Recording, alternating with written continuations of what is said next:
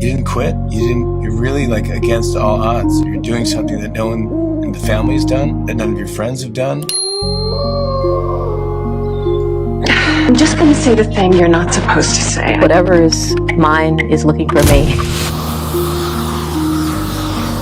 You have to know what road to take to get to your final destination. Everything that you ever wanted is on the other side of fear. Hello. Good evening. I was trying to go too bright. Hold on. Why can I not see the comments? Oh, there we go. Hello, hello. Okay, y'all. I apologize for my tardiness. My mama called, and I could not answer. I couldn't ignore her call. So, you know when you start talking to your mama and then she talking, you be like, oh. And I have a bad habit of letting people just talk. So I'm sorry. But yeah, she just wanted to make sure I wasn't out there in the flooding. Because I don't know if you've been keeping up with the news, but it's flooding here in Houston. I mean, I'm used to it. I know out there outside of Gotham City, flooding is pretty normal here. So, and yes, really bad flooding. It easily floods. I don't know why, but it just does. So thank you, Winnie. I really do appreciate that. Yes, please give the video a thumbs up, you guys, please. So I wanted to come on here. I have been looking at the comments and with the Olandria situation, specifically Olandria. And I want to talk about this because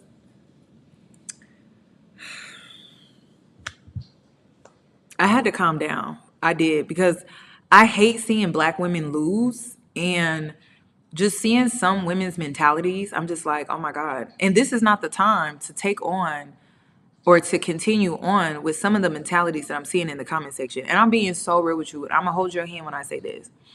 You need to diversify your network. Like your network. I'm sorry, your network. You need to diversify your community. I don't know how many comments I've seen this like whole white savior shit, and I'm just like, why do y'all associate white savior with a Black woman and a white man? Like, I'm not following. I'm not following at all. I have been 1,000% against the white savior, male worship, all of that. I'm just against that. I'm about worshiping yourself, serving yourself, and I'm about saving yourself. You either gonna drown or you gonna learn how to swim.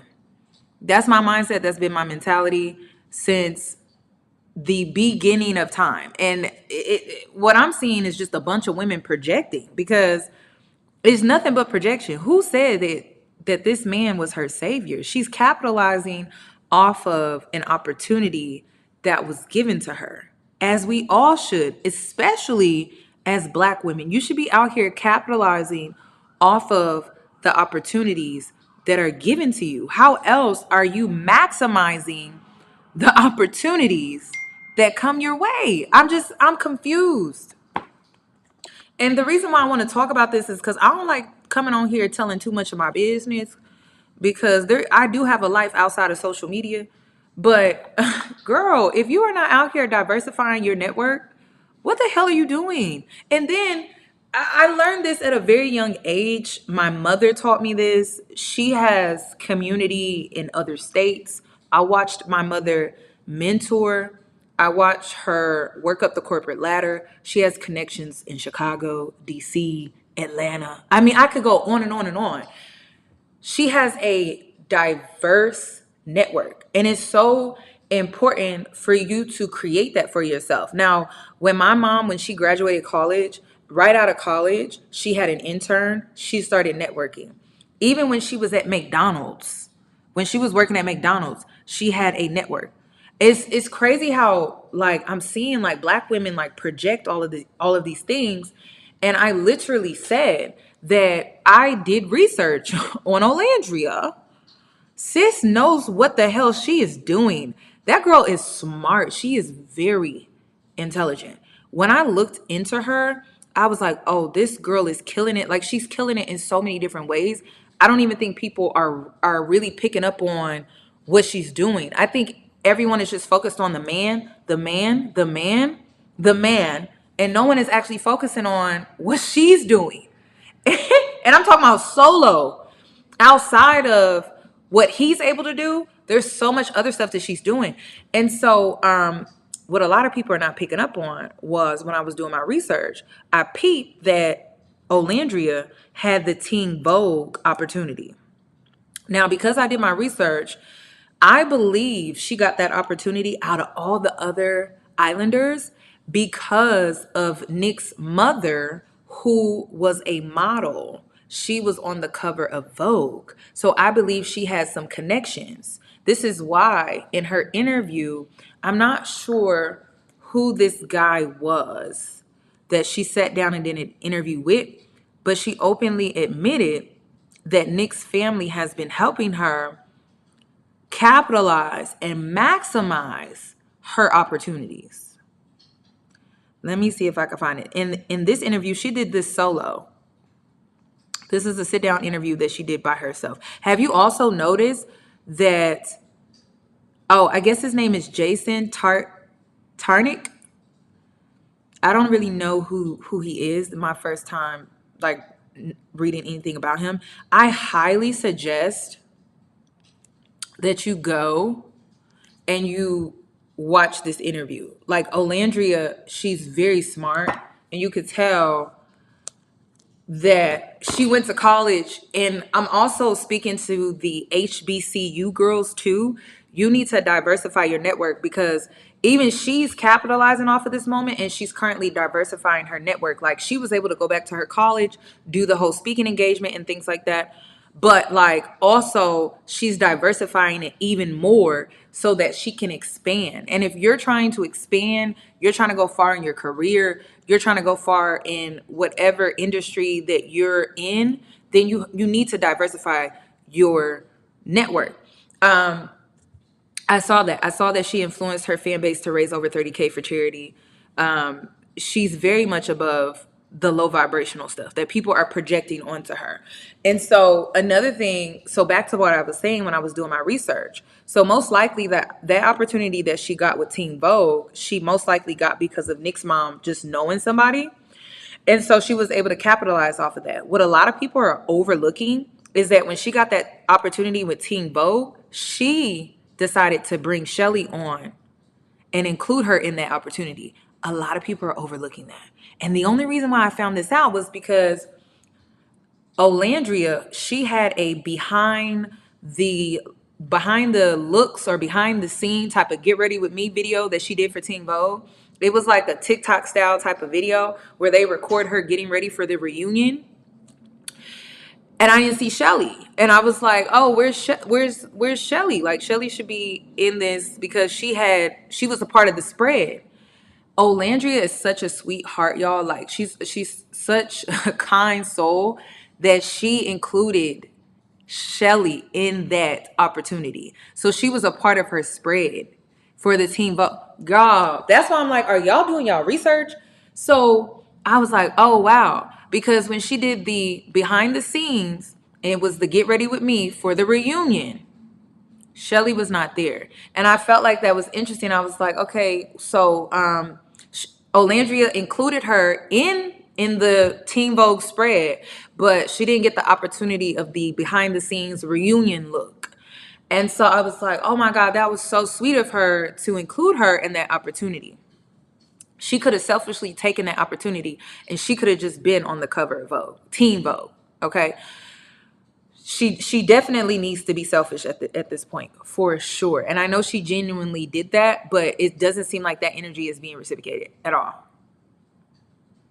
So that's another thing too that I wanted to point out is like she's been including Shelly in some of her opportunities as well.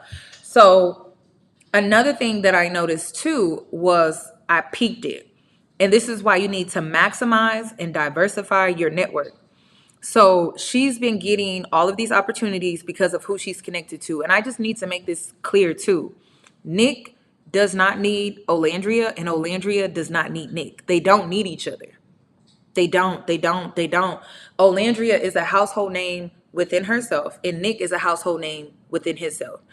His family does not need her. Okay, they are established, they've been established well before Love Island was even a thing. And a lot of people are overlooking that. However, his parents, they are well connected. And so if one thing that I noticed about Nick's mom, she just really liked Olandria. She just gravitated towards Olandria before Nick even picked her or whatever. It just made it easier for her to want to help Olandria because she was connected to Nick. So that's another thing. And then this is another thing too. Coming from a girl that grew up fucking shit up when I first started out in life, like going to jail at 18, then turning around and going to jail at 19 again. The reason why you'll never be able to find that on my record is because of who I was connected to. I'm just throwing that out there. If you are a black woman and you don't have nobody in your phone that can do a favor for you, you don't have nobody in your phone that you can call right now, text right now, and do a favor. I'm talking about like a favor, like a job, a favor like I need legal advice, a favor like I need like someone to tell me what I should do when it comes to this business opportunity or business idea that I have. Like if you don't have nobody in your phone that you can call right now and ask for a favor when it comes to like real shit going on in your life, you're not doing something. There's something that you're not doing right. Okay. I've had 2 get out of free jail cards, 2. And it was all because of who I knew. All right. All I had to do was some community service, and it was bad. I'm not going to get into what it was, but it was bad. It was bad. It was bad. And the only reason why I got the jail out of free card was because the people I knew, they liked me a lot. They liked me a lot. And it wasn't, oh, I'm doing this because you're doing something for me. Y'all, it's not like that. Like if you connect with the right people, some people just want to help you just because they want to help you. Just because they see something in you that they may see in themselves. They see something in you that they just take a liking to. And so when it came to those 2 incidences where I was fucking up, like I just gotta be honest with you, I was tripping. I've been fixing I've been changing my life around for like years. And I'm pretty sure like those that stepped in and helped me during that time are proud of me and everything. But I'm just being honest with you, y'all. Like I was a menace, okay? I was just out here being self-destructive because I was just hurt, and I was lashing out, and I wanted to be heard because I felt like no one was hearing me, and I felt like the things I was doing was just very attention seeking, and I felt like, oh, this is how I get heard. So yeah, like I was just not doing things I was hurting myself, and people saw I was hurting, and it's another reason why they gave me grace and they stepped in and they helped and everything when they didn't have to. And I didn't have to pay. I have to do anything. It was literally a favor. So I had to do like community service. I had to do anger management. I had to do like so many hours of anger management. I had to get counsel. It was a lot, but like compared to what I actually did, that was a slap on the wrist. So it's like one of those situations where it's like, I need black women to understand that it's truly all about who you know. And if you don't have no one in your phone right now that you can call and ask for a favor, like even when it comes to black women like losing their jobs, you don't have no one in your phone that you can call and ask for a favor, like, hey, you know someone that's hiring right now? This is why I'm not understanding the comments. I'm not getting the comments at all. So black women are only supposed to be within their community, and that's it. That's it. Your community is only going to get you so far. Then another thing too, Currently right now, I'm in, I don't know how many text threads. Like, I have text threads for different communities. And what I mean by that, like, I'm in the Black entrepreneurship text thread here in Houston. I'm a part of another text threads. I'm a part of a text thread to network here in my apartment building. I'm also a part of another text thread when it comes to content creating and influencing. If you're not in these communities, if you're not in these text threads, what are you doing? Then there's this friend of mine. I'm not in this text thread, but he tells me about stuff that goes on. He's an owner of a lounge. He's an owner of a restaurant, and he's in this text thread of like just Black business owners in the Houston area. Like, they own different things: salons, nightclubs, hell, they own little grocery stores. They own what else? Can't even think of it. Laundromats, all type of businesses in the community. And so he's in this text thread, right? It's all Black. It's nothing but Black businesses, brands, and entrepreneurship. But he's also in this other text thread. And the other text thread is it's non-Black.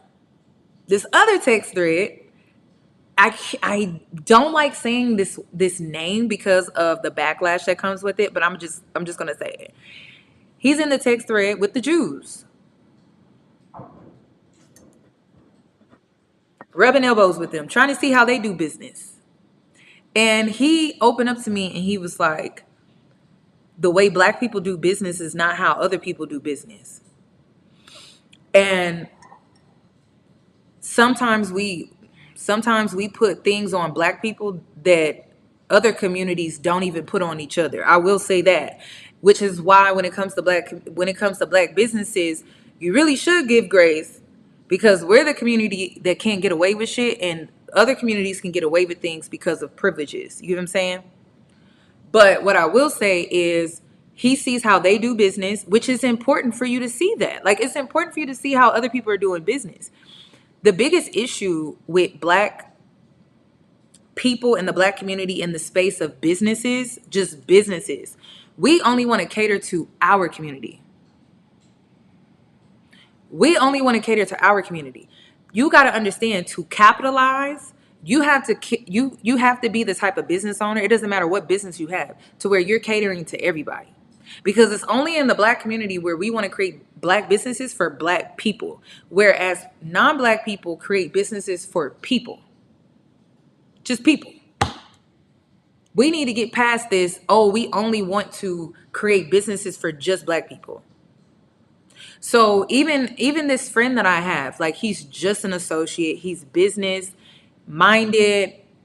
He's really a great friend to have in your corner, because he is going to educate you on business. Not only that, he has a diverse network. So, like, when you talk to him, he can be very fluent in many different conversations within the business room, versus if you're just talking to somebody that only is connected to just, Black culture, Black people, it's not going to get you that far. Like, it's only going to get you so much. So my frustration, especially when it comes to Olandria, it's like, I see why we're not growing as a group, because we want to be race loyal all the time. And it's not about, you can't be proud and Black. You definitely can't. You should.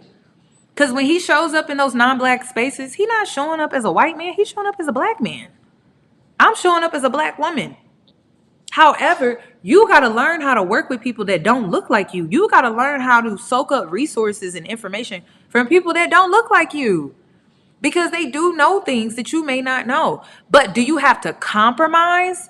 Do you have to compromise your core belief? Do you have to compromise your identity? No. And that's one thing that I can say, like, even from a young age, when I was in spaces that were very diverse, I never felt like I had to be white. I never acted white. I acted like myself, and people gravitated towards me naturally. And that's what's happening to Olandria. And it's like everyone is like, oh my God, it's a white man's savior. It's a white man's savior. We're literally watching a black woman capitalize and maximize her 5 minutes of fame. We should all be doing that. If you just got a new job, if you're a girl that just graduated college, you got an internship, or you're starting your first big girl job, you better be networking your butt off. Seriously, you better be rubbing elbows with everybody. Like in this climate today, to get a job is all about who you know. So to close yourself off because you only want to be around a certain look or a certain group of people, you are fucking yourself over. And I just wanted to come on here and say this because I'm like really disturbed by the comments, especially in this climate of black women getting fired and let go from their job at an alarming rate. Sis. I'm like, really? This is why I had to calm down, because I'm like, oh my God, it's like moments like this where I think we're all on the same page collectively. And then it's like moments like this where you get that, like, you get that wake up call, like, oh, we not all on the same page. We not. Y'all over here concerned about this man being a white savior. I'm just like, that's the best that y'all could do? That's the best that y'all could do? And to my new grads, you got to create that network. It's going to be so important. It's so bad to the point where if you come out of college and you don't have a good network, you're going to struggle with finding a job. You are. That should have been a part of your exit when it came to you graduating, but they don't make that a part of the curriculum. I'm sorry, I'm just here to tell you the truth. When it comes to you graduating, the shit that really is going to help you elevate, they don't have classes on it. And it's crazy. It's crazy. Do you not understand that I am creating a network, a community of women? I've been meaning to share this. Let me go ahead and share it with y'all, because I don't think y'all understand. Like, it's serious out here.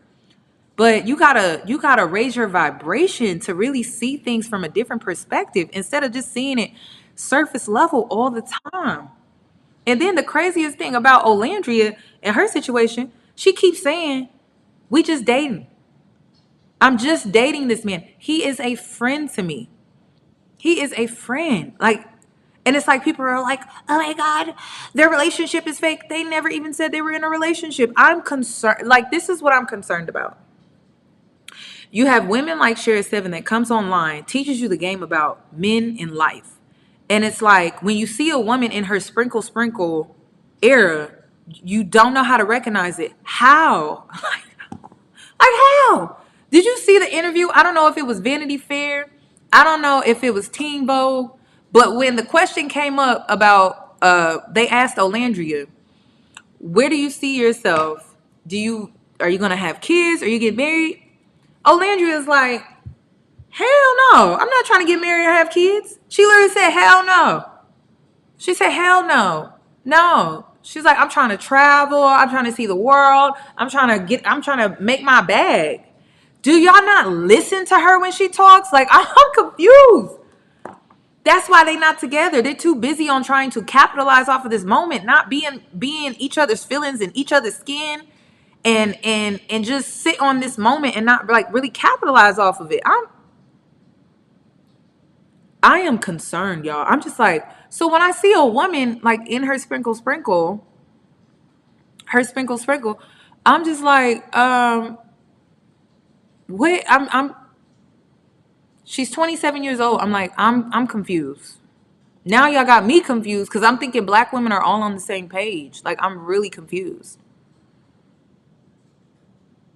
Yes, it is. Isn't it refreshing? She's not even making that relationship her whole life. The internet is. Let me take some of my drink. So I wanted to share this because this is recent. So y'all all know I have a community in my Discord. It's a community of women. My dream has always been to create a network of women. I wanted a solid group of women, okay? And I wanted to offer my resources And I wanted to eventually, and I wanted to get women when they were young. I'm just going to be honest with you. I wanted to get women when they were young, women that were just starting out, women that were like either graduating to go to college. This is why if you look at my mentor options, I have this one that's called the freshman feminine. Okay, I wanted to get the girls young. Why? Because I wanted to create a network of women. The youth is the future. So I have girls of all ages and all ranges in different levels within school, college, different levels within career, family, and everything. And it is important. It is important. So this girl, she's a pharmacist. This is not about, and this is another thing. My Discord is not about following me. That's weird. It's about you being your individual self because you will be an asset to this community. It is not about copying me. It's not about copying other women. It's about you finding yourself, you standing in your truth, your authenticity, and your identity because you bring something to the table by doing that. You don't bring much to the table when you're just trying to copy me and do what I do. Everyone is great at something. Everyone is talented at something. Everyone. I don't care who it is. I don't care if you don't think you're that talented. You're good at something. So it's important for you to not only be a part of a diverse network, but it's important for you to allow people to be themselves so that you can have a diverse network. Okay. So this girl, she recently passed the exam and she's officially a pharmacist. So she said, hello, light keepers. That's what I call my community. I call my community light keepers. So she goes, I'm relatively new to this community and I'm grateful to be here. And I appreciate Yoni so much for sharing her experience and wisdom. This screenshot may not mean much to you, but just know I've been patiently waiting for one of my breakthroughs to come through. And I just found out today I am officially a licensed pharmacist in California, which is hard as heck to get because you have to pass the state laws exam. At the beginning of this month, I joined Discord and was very stressed out because passing this exam dictated my current position and pay at my job as a new grad. I participated in the 888 portal, and let's just say passing this exam was a part of my Kindle work. I just wanted to share my testimony because I am filled with so much gratitude. I hope you all have a great weekend. And so I cut off like her personal information and things like that. But she passed. And I just need Black women to understand that part of Black girl magic is being able to connect with other women. And you can't just, what I be seeing a lot of times is I see women shoot themselves in the foot because they're not wanting to maximize their talents by connecting to other women. They're only wanting to keep themselves isolated and keep themselves in a bubble. And it's like, that's not helping. And I'm not here to call you out. Understand that I had to call myself out to even come to this realization, to even have this conversation with you. Okay. I've met some amazing women, y'all, stepping outside of my comfort zone, putting myself out there to connect with women, not just virtually, in the physical form, in the physical reality, like really putting myself out there to connect. Yes, we are all proud of her, right? We are all proud of her. It's so cool.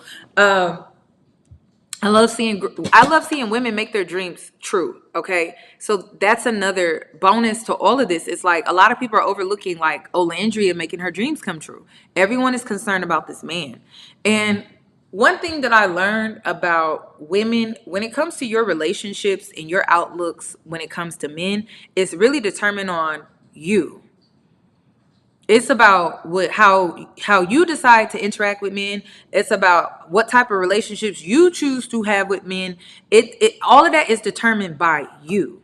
It's all determined by you. So all of the projections that I'm seeing, you're only projecting what you do or how you view things or how you do things when it pertains to men. I don't know how many times I've had to say this. If you put anything past men in 2025, you are simply a fool. That's it. I don't put nothing past my daddy. I don't put nothing past my brothers. I don't put nothing past family. If you put things past people in 2025, you should be at a level of discernment where it's like you shouldn't be putting past anything past men. Because at the end of the day, people can make choices and decisions and not consider your feelings at all. At any given time, at any given moment, they can wake up the next morning and decide to do some things and they didn't consider your feelings at all. That's people. People have free will to do what they want to do, when they want to do it, when they choose to do it. You can't always guarantee that people are always going to be out here making decisions and choices with including your feelings when they do that. Sometimes people are just going to do them and they don't really care. So you shouldn't put things past people. It's not even just men. You really shouldn't put anything past people. Friends that you've been friends with for a while, people you've known for a while, family you've known for a while. If the opportunity presented itself, would they? Maybe. That's just the truth. That's just the reality of like people in the world, especially today. So you got to have your own back. You shouldn't put anything past people. I am concerned, ladies. I thought we were all on the same page. I thought we were all like elevating. I did. I'm confused. I'm past the male worship. I was never for the white male savior. I don't know where people got that from. I was the first, and then this is another thing that be pissing me off. As a content creator that has I have my own mind. I don't be following what everybody else be doing. I literally said in the prime of divesting, I said the worst thing you ever wanted, this is the worst thing you will do if you go and you went from putting black men on a pedestal to now turning around and putting white men on a pedestal. Why the hell would you do that? Why would you do that? If you sit up here and you complain every day, day in and day out, about how black men are this and they're narcissists, they think they're kings with no kingdoms. Okay, cool. You saying all of that. Why would you turn around and worship another group of men in a new community? Do you want the same outcome? That's literally what I said. I got so much backlash because that wasn't the thing to say, but it was real shit. If you go and you are leaving a community where you worship men, you rewarded men, you gave them praise for absolutely nothing other than being men and being black, I guess in this case white, okay? What do you think is going to happen in return? The same shit that happened the first time. The same thing that happened the first time. I'm a pattern recognition. I recognize patterns, okay? So if I see a pattern and I see how that played women, I'm going to put an end to that pattern. I'm not going to repeat it. I'm not going to keep repeating it over and over. We already know what the outcome is. So what I think people have me confused. I support women who are going to go out and weigh out their options interracially. Okay? Like I'm for that. Like it's time. I'm always telling women to go where you are treated the best. I don't care what that is. Babes, that may involve you get into a spaceship. Okay, because they saying aliens is gonna be here in November. That may mean you get into a spaceship and selling all out with an alien that you just met for the first. I mean, like, be for real. You need to go where you are loved, appreciated, and valued. I don't know what that looks like for people. I don't even know what that really looks like for me at times.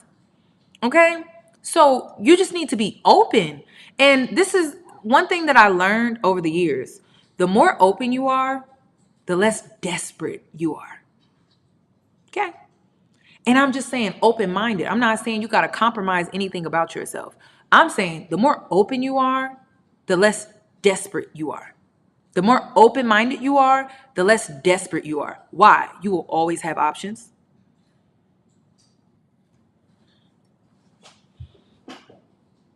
They're supposed to be here in November, y'all. You will always have options. That's what they saying. They saying the aliens is coming. That's what they said. I see someone's taking me too serious. I can't joke with y'all. I see someone's taking me too serious, too literally. Mr. Donnie, I'm gonna need you to relax, sir. Okay, I'm take it down a notch. Listen, you get my point. My point is, it's not about looks. It's not about race. It's not about all of these things that in this world everyone prioritizes. It's not about the surface level stuff. It's really not. It's not about height. It's not about any of that. It is about who treats you the best. That's what it's about. And the more open you are, the less desperate you are, because you will always have options when you're open-minded. When you're narrow-minded, when you're narrow, okay? Look, let me just use this as an example. This is what it means to be narrow-minded, right?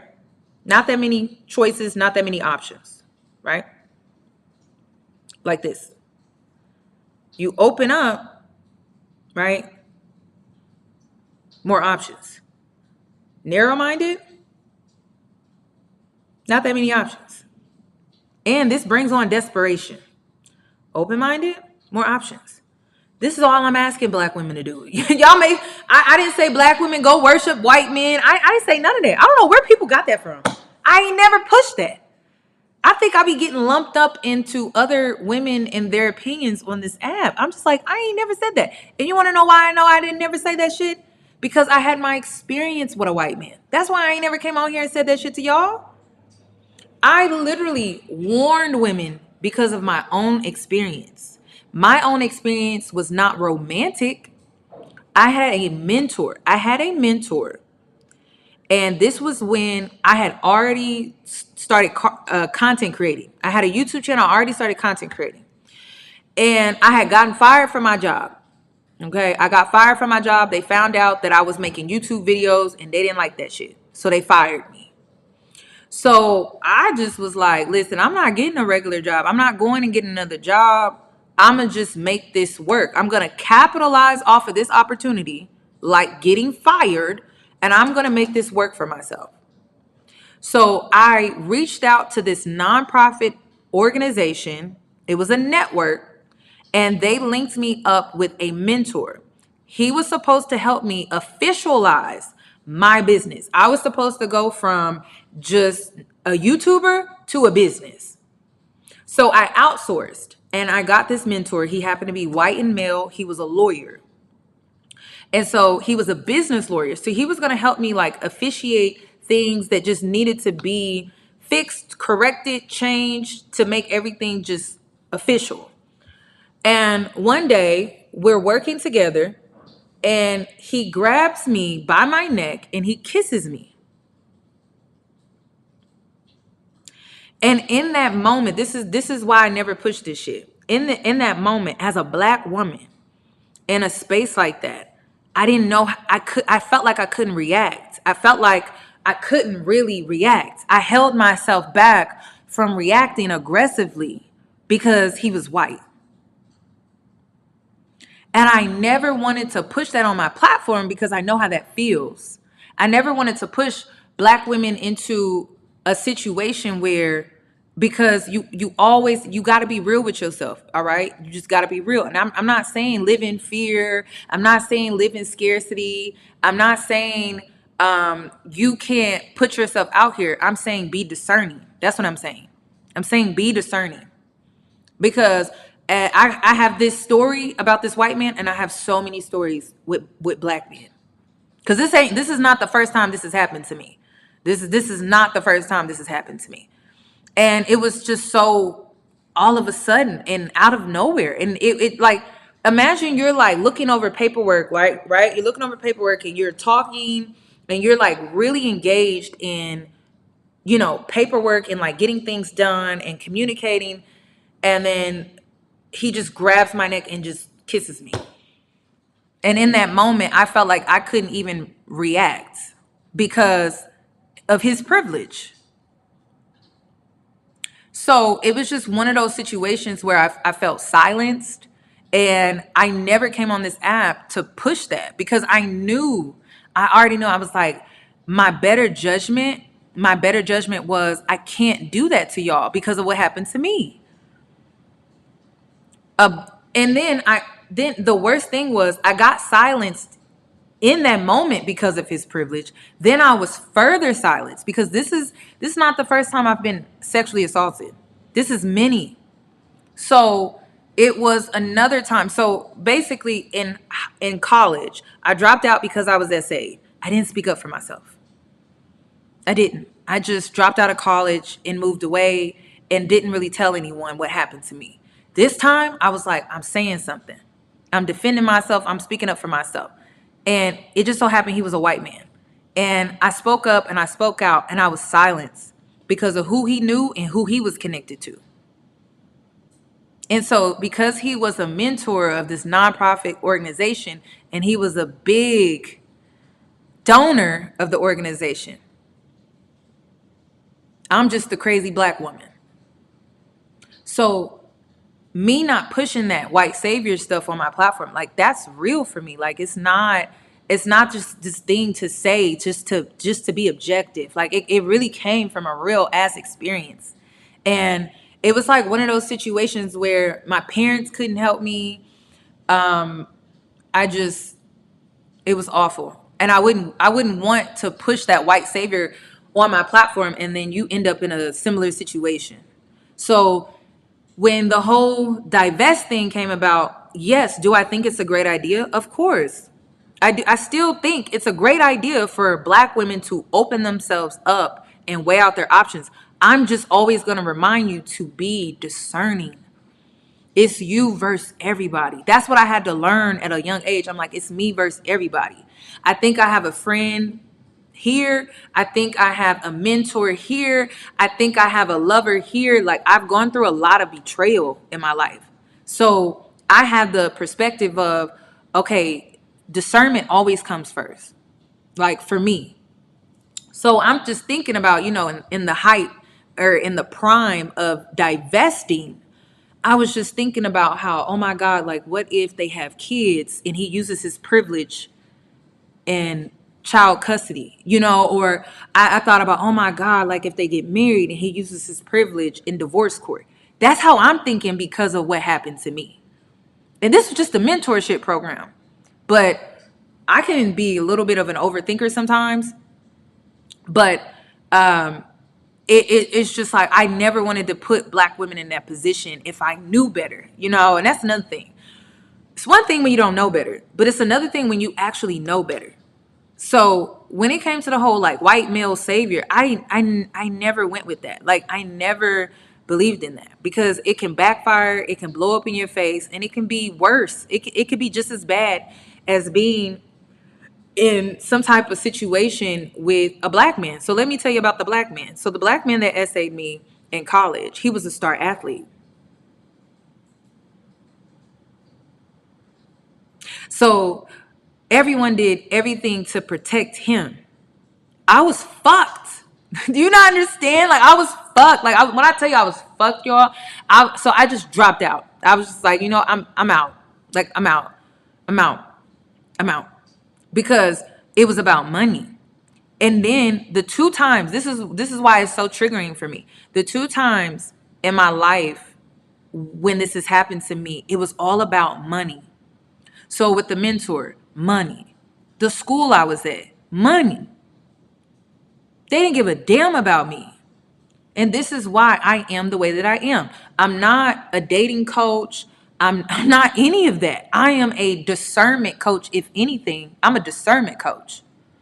But it's just like every time like I was silenced, then what crushed me the most was, okay, I'm fighting back this time.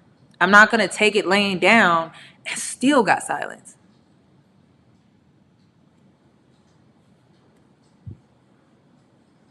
So I say the things that I say because it's from real shit, y'all. Like it's not coming from, I'm just talking outside of my neck. I have experiences, okay?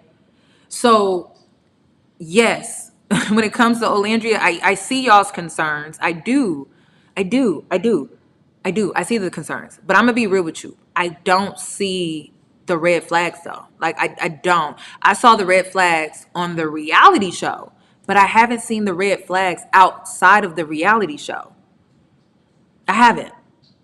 So again, we have seen how this show, the producers were heavily involved, the editing and all the stuff that goes into it. So I'm gonna clock the Islanders outside of the villa because there's no edits at that point. There's no edits. There's no producers. There's no team trying to create behind them, trying to create a narrative for them for a TV show. So I'm more so clocking the Islanders outside of the villa, not in the villa. I felt like it was kind of unfair, which was why I decided to take my Ace and Shelly video. I decided to take it down, but I put it back up now because I feel like I was right about it. So I say the things that I say because it really holds dear to my heart, and I just need people to understand, like, I've been through shit. I've done some fucked up shit too, but I've been through things at the same time. And so, and this is another thing, even though this happened to me by this mentor, I had this basketball coach. He was a lawyer, and he's the one that helped me get out of jail. Okay, he's white, and he was someone that I could trust. So do you see the duality? Like, do you see the flip side? Do you see why, like, I'm not gonna tell you, oh, avoid this or avoid that. I'm gonna tell you to discern. That's what I'm gonna tell you to do. Because the way my life has been set up, the polarity is the thing you're trying to avoid can be found in the polarity of what you're trying to avoid. You know what I'm saying? So it's just like one of those things where you have to be discerning. Okay, that's it. Like, I've been loved by black men, and I've been hated, it seemed like, by black men. I've been loved by white men, and it seems like at times I was hated by white men. It's just, that's just been my experience. So I'm just, my thought process is like, don't put anything past people. Because in a million years, I never thought that I would go to a nonprofit organization to seek mentorship, and then, like, that situation would happen to me. Like, what?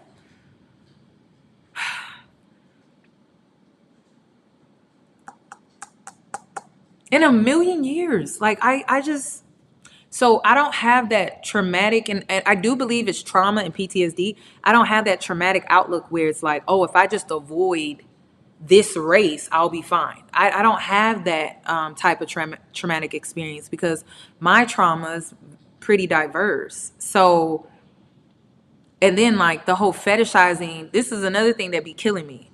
I have been fetishized by both black men and white men. So whenever I be seeing, like, black women or just the black community always talking about, oh, the white man is going to fetishize you, it will never compare to how black men have fetishized us. Like, seriously. Seriously. Like, see, I've been fetishized by black men, and I think it has a lot to do with proximity. I also think it has a lot to do with attraction and preferences and things like that. But if we're keeping it real, I've been fetishized by black men the most. I have. So I don't understand, like, why that's overlooked.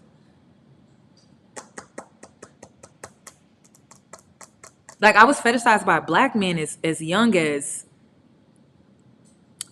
I think, 9 years old. I just remember being 9 and going to the swimming pool, and, like, grown men, like, coming up to me, oh, you look grown for your age, after I tell them how old I am, knowing damn well, like, I did not look grown. Because I'm grown now, and I'm just like, no way in hell I look grown. So I just, like, I don't understand, like, why we fixate so much on race, and why do we give passes to men in our community? Like, I don't understand that. I feel like we should focus more on the behavior and keep it at that. That's just my whole thought process. I don't think anyone should get passes. And this is another reason why, like, I felt like when it came to the core four, you have Olandria, Nick, and then you have Shelly and Ace. And I felt like me supporting them was beautiful, right? Because I'm supporting black love, and I'm also supporting interracial love. Because I'm the type of black woman where I'm just like, you just go where it works for you. Like, you go where you're valued, you're loved, and you're appreciated. You just go where that is. So I was just like, oh my God, this is perfect. I get to support this interracial couple. I love them. And then I also get to support the black love. Because it gave 90s black love, like, you know. So I was like, oh, this is perfect. I'm here for this. But then he went and did that interview. And this is why I'm gonna be so honest with y'all. You know, when I started washing my hands with Ace, when I realized, oh, you a YN. You a YN. You allow your emotions to control you and run you and dictate your next move. I can't support somebody like that. I don't even like supporting women that are emotionally unstable. That's why I had to wash my hands with Brittany Renner. Once I find out that I'm supporting someone that is emotionally unstable, that's when I start to distance myself. You're not about to make me look crazy. You're not about to make me look like a fool. You're not about to make me look like a fool. Because I can see, like, you're the type of person where you're reactive. You're not real. You're reactive. And a lot of times when it comes to Ace, it just seems like he's reactive from an emotional place, aka his ego. And when he keeps it real, it's just reactive. It's a get back. That's it. That's why I had to wash my hands. I was like, oh, you're a YN. I'm like, shit, I cannot like put my name behind you. Absolutely not. If you notice, I am very much consistent in I will remove my name behind you once I find out that you're just unstable. Brittany Renner, Alexis Sky, who else? Oh my God, what is that? Krishan. And I just keep removing people. Once I figure out, I'm like, oh, you're one of those people that are unstable. Oh yeah, I'm removing myself. Like once a YN. That's what Ace is. He's a YN. He doesn't have any control over his emotions. I'm like, oh no, I can't stand behind that. And what a lot of people are not understanding is, Shelly, girl, you are not safe. You are not safe. You not safe. Did y'all see this? He gonna fuck up her shit. This is what y'all. Ooh, just hilarious. Tamar. Like, and then I was really rooting for Tamar. I was. And then I was like, girl, what? Like, it's like 1 minute you're like, oh my gosh, she's doing so well. And then the next minute, what the hell? And then, girl, it's like you're getting older. I was just like, girl, bye. I can't. I just can't. So that's what I just need y'all to understand. That's how I am. Like, once I find out you're unstable, I'm just like, I gotta go. So let me show you. This man is going to fuck up her brand, Shelly. Ooh, Keke Palmer too. That's when y'all saw how I got quiet with Keke Palmer. I was like, you know what? And listen, I'm leaving room for growth. It's just I stopped leaving room for time for you to grow. I'm moving on with my life. That's how I am. You could grow for sure. It just I'm not about to have gray hair. You know what I mean? Hey everyone, to everyone that's joining. I'm like, girl, you're not about to catch me out here with great pubic hair before you get it right. Let me show y'all this video. This is why I said, I'm like, listen, this is why, ladies, leave the YNs alone, okay? And the YNs are men who are emotionally unstable. Let them know our people, everything on the internet. Hey, you can't keep us down. Salation 5.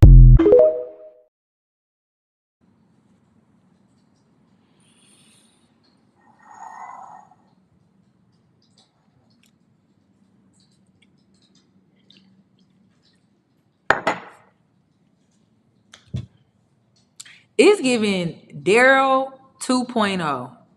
It's giving Daryl and Hallie all over again. It's giving Keke Palmer and her man. I'm just like, why would he, like, y'all, why would he do that? Why? And again, ego. To the men that are in the chat, are the men out here teaching men how to manage that? Or how to manage their ego?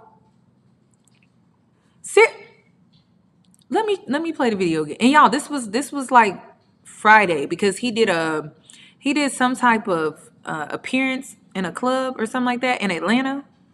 If there's no our people, everything on the internet.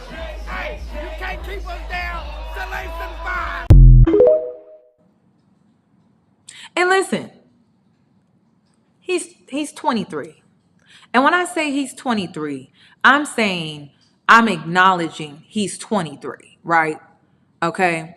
I'm just acknowledging that he's 23. It does not give him a pass. It doesn't give him an excuse.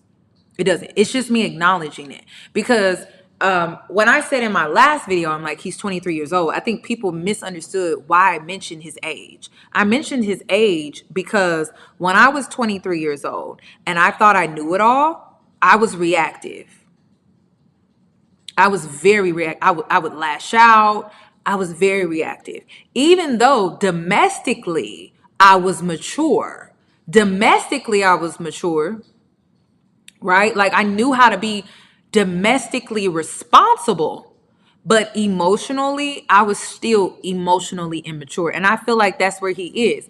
Because Ace, he takes care of his family. He is there for his family and things like that. But still emotionally he's immature. So I'm acknowledging his age for that reason. Even though when I was 23 years old, I was responsible, dependable, I was paying bills, I was taking care of other people and things like that, I was still emotionally immature. Like I was the girl that felt like I had something to prove. I needed to tell everyone my every opinion and thought.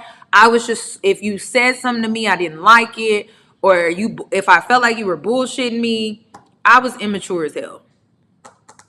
So domestically, yeah, like I was responsible, dependable, but emotionally, like if you triggered me at 23 and you triggered me, and then I had to learn, when did I realize? I'm trying to think what age did I realize where I'm like, oh my God, my triggers are really linked to my ego.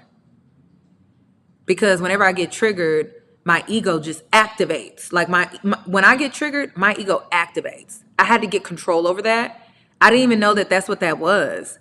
So, I mean, 23, I'm not really expecting anything different from a 23-year-old because I was the same way. So I really feel like he's triggered. It has activated his ego and he's acting out. Who wasn't doing that shit at 23? Emotionally. Domestically, you could have been very mature, but emotionally, I wouldn't say so. I wouldn't say so much. So that's what I'm just acknowledging that. I'm not saying it gives him a pass or we should just start listing off excuses for him. I'm just saying, like, if you find yourself at 23 years old acting like that, let's take a step back and start unpacking the trigger, how that's connected to your ego, and how your triggers are activating your ego, and now it has you out here lashing out and acting out and just being reactive. That's all I'm saying. That's all I'm saying. That's all I'm saying. And then he was showing signs that he was mature. But see, that's the thing. He was being edited. Because there was another situation, and I think this is, let me pull it up, because I think this is why homeboy, him and Ace, or no, Nick and Ace are like they're like getting into it. Let me see if I can pull it up. So you can see, I think this is why Ace said what he said. Like they got a little beef going on. And then Ace be trying to make it seem like he don't be on social media. He do. He be on social media. He be watching everything that be going on. He be seeing everything that be going on. I'm trying. Oh, he was on Nick Cannon's We Playing Spades. And Nick handled himself very well, might I add. Okay. I feel like Nick Cannon was really preparing him for when he hang out with Olandria's people. You know, when she goes to a barbecue, he get invited to the barbecue and the family giving him a hard time because it's like, who you? You know what I mean? Who you? So I felt like this podcast has really prepared him for that. But let me pull it up because there's a timestamp. Let me show you what I'm talking about. I think this is what pissed Ace off, and I think this is why he said what he said in his interview.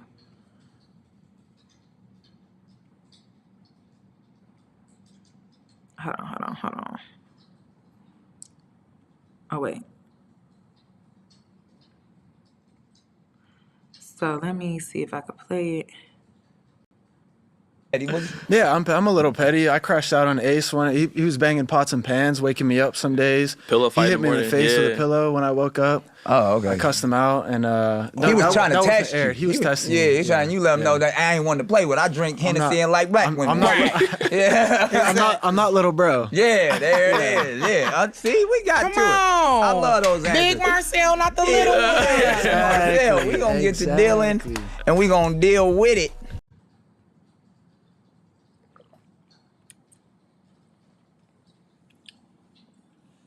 What y'all think? What y'all think?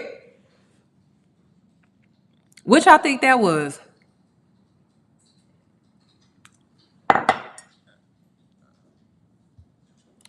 No, I could turn this down a little bit.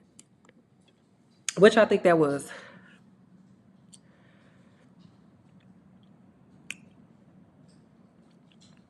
Because I think that's why Ace said what he. I think, yeah. If you, yeah, that's all I'm gonna say. So I think, that really triggered him, and it don't take much to trigger Ace. Like it don't. It don't. Then, in this interview, he reiterates the fact that him and Olandria are not together. They're not together. I don't know how many times they got to say they're not together. They're not thinking about marriage and kids. And I felt like people who are like the fake people are out here trying to push, like, we're together, we're serious, we're settled down. Nick and Olandria have never pushed that idea to us. It's the fans that have pushed that idea. But the fans are delusional, okay? We were delusional when we saw them in the villa. The fans are delusional. They're not. So I don't know why people are getting upset. Yeah, he said quit all that yelling. And you know what? I feel like if I say this, like, people are gonna be mad at me, but it's really the truth. I think another reason why, did y'all see the video of Shelly on stage for her birthday? And then when Olandria came up, people started pulling out their phones. Now, people are like, how could Shelly be jealous of Olandria? I'm gonna say this with love. Yeah, and this is coming from a light-skinned black woman. All right? I'm gonna say this with love, and I'm gonna hold your hand with a napkin in between when I say this, okay? Olandria gives the south of France in the summer, living out her dreams in a chateau. All right? Shelly gives Instagram. That's all I'm gonna say. Olandria gives, I'm in Europe for the summer.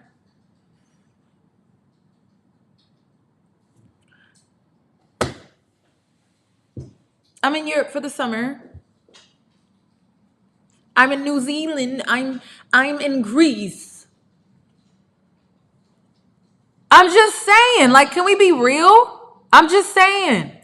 Now listen, the tea is, could Shelly have it like that? Of course. But Shelly is stuck on Ace. And you know where he want to be at? The club. He want to be at the club. He don't want to be in the south of France. He want to be in the club. He want to be in Atlanta doing what he doing. So, and I'm just keeping it real. I literally told y'all from the very beginning, I was like, Olandria give, like, she overseas. Like, living her, like, really living. I'm just saying. So, Olandria always gave, like, global.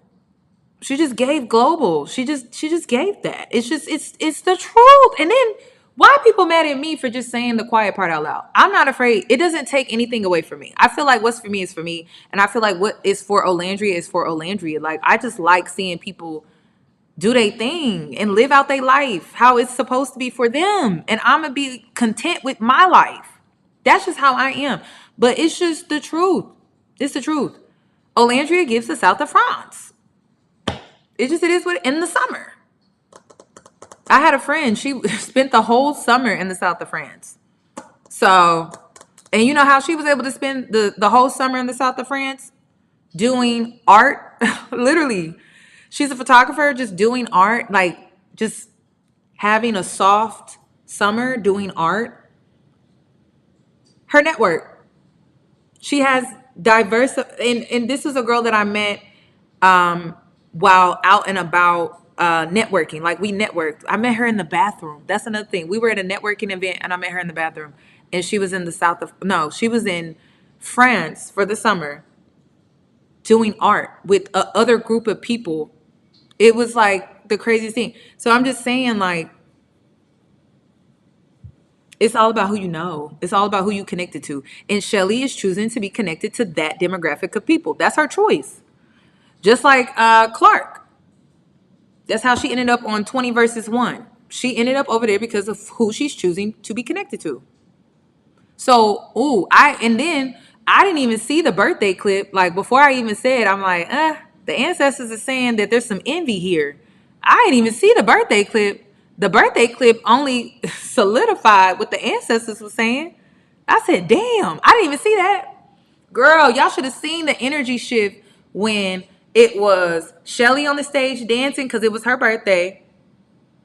And then when Olandria stepped up there,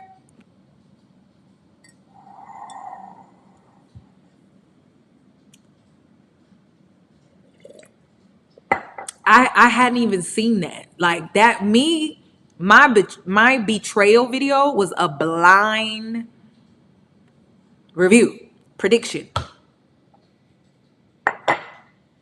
So, and then I'm finding out that Olandria invited Shelly on for her Teen Vogue opportunity. So, girl, the writing is on the wall. And I need people to understand that in life, some people don't know how to be happy for you when you're winning. They just don't. They don't. They just don't know how to be happy for you.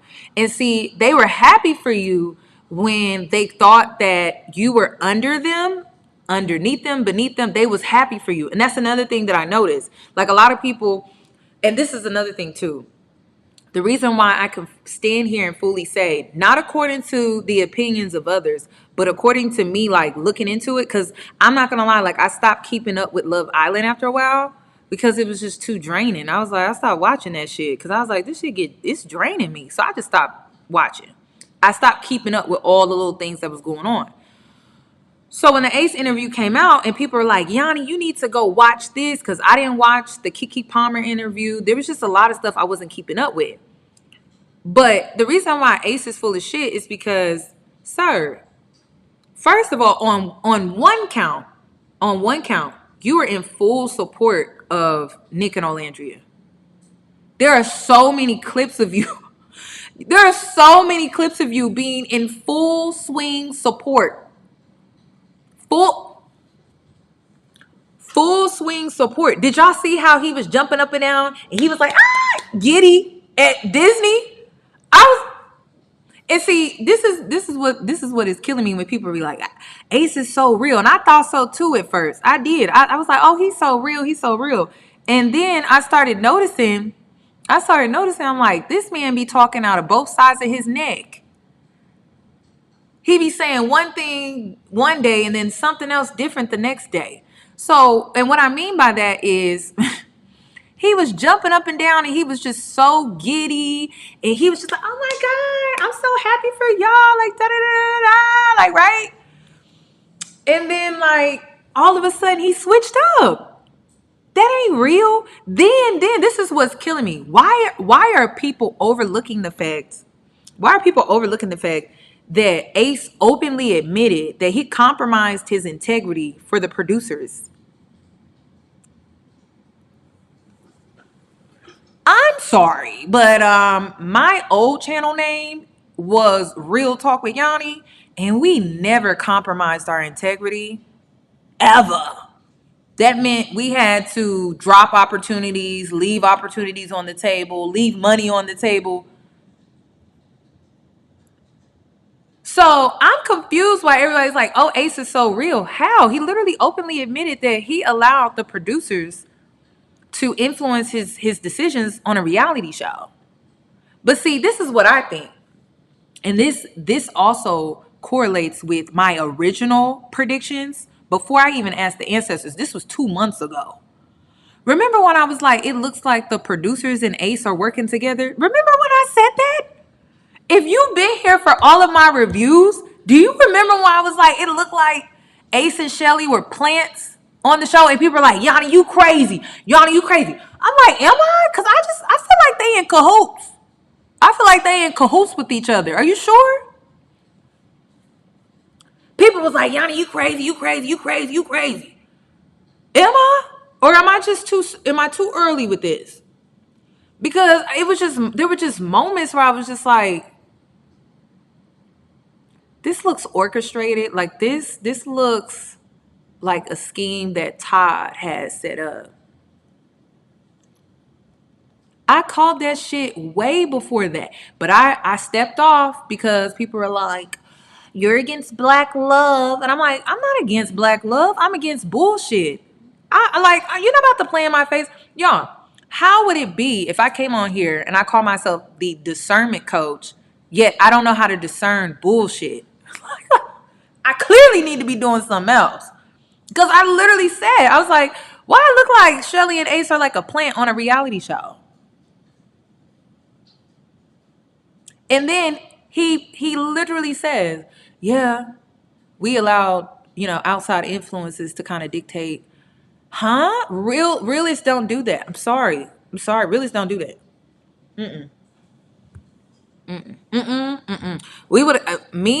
I would have got kicked off the reality show, or I would have got sent home or something like that. I'm not compromising my integrity. That's crazy. And you know what I think it was? I think Ace and Shelly thought that if they worked with the producers, that they were going to get the Cordell and Serena treatment. That's what I think. That's what I think. That's what I think. I think that they thought that they were going to get that. And I think that they believed that the producers wanted them to have that. So he was willing, and that's the thing that people are overlooking. Ace was willing to compromise his integrity to get that level of treatment, to get that level of fame. That's what I think the plan was. But then, see, this is what fucked them up. This is why you never compromise your integrity. This is why you never do this shit, right? So he compromised his integrity, and I believe Shelly did too. He compromised his integrity to be in the favor of the producers, right? To be in good favor with them, to rub elbows with them. This is why you don't get in bed with certain people. To rub elbows with them, right? But then the Olandrian hive, the delusional hive, the delusional fan base started to birth. And they started seeing that online. They started seeing how oh, Olandria?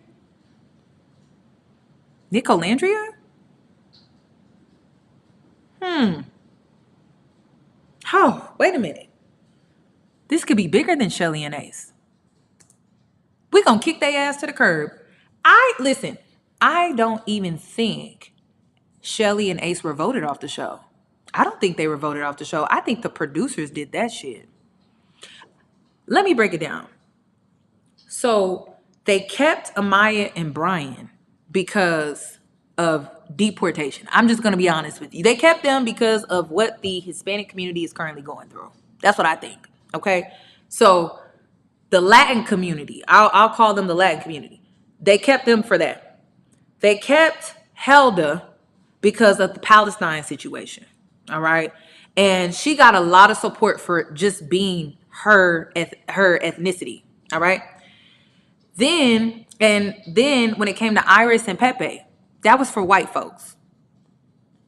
They needed some representation. You knew they ass was they had it. Pepe and Iris, that was white privilege through and through. White privilege through and through.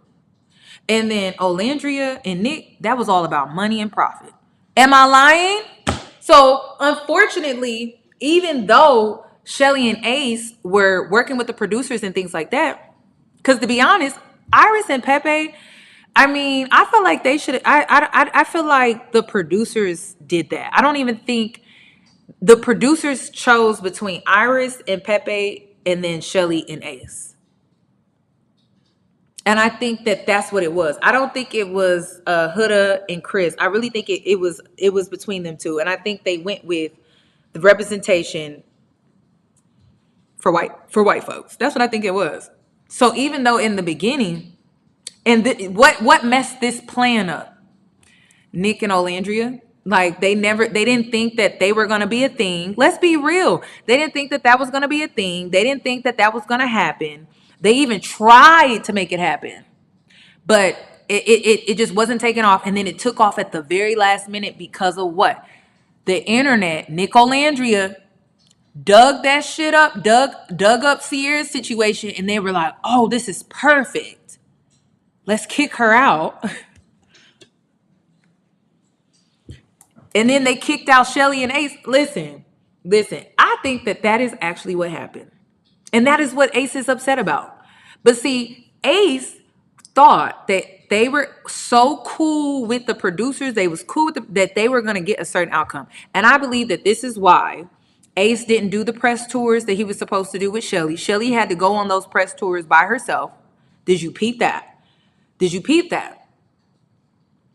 And Shelly, I'm going to tell you right now, babes, don't let this 23-year-old man keep embarrassing you like this. Don't let this 23-year-old boy keep embarrassing you like this because he can't check his emotions. He throwing a tantrum because he ain't getting his way. Don't let this 23-year-old boy keep embarrassing you like this. Because how many more times does this man have to keep embarrassing you? He wouldn't even go on the press tours with you.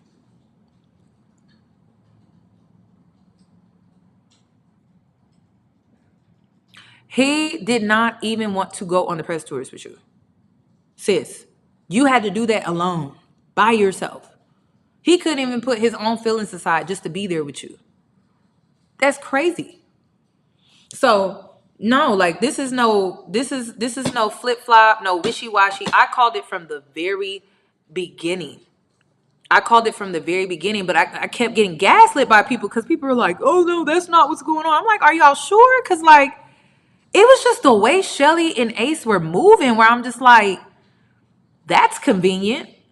Like, even I will never forget. This is when I really caught on, was when Shelly was on the chopping block and Ace, this is when I knew what was up. Ace chose Amaya over Shelly.